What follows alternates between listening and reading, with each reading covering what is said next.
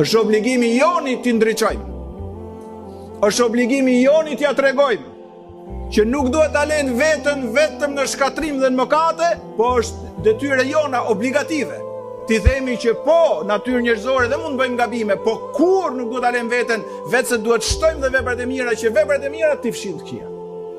Mund t'i kemi në familje, mund t'i kemi në fisin ton, mund t'i kemi të afërmit ton, mund t'i kemi shoqërinë ton, mund t'i kemi kolegët e punës ton, jo me dhunë, jo me fjalë të ashpra, amër zullumqar, amër mëkatar, nuk është kjo gjua jon. Vllai i nderuar, motër e nderuar, bëjmë gjithë gabime, Zoti na fal, por ti paksojmë ato.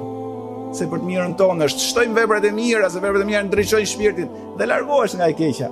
Veprat e mira i zhdukin dhe i fshin të këqijat.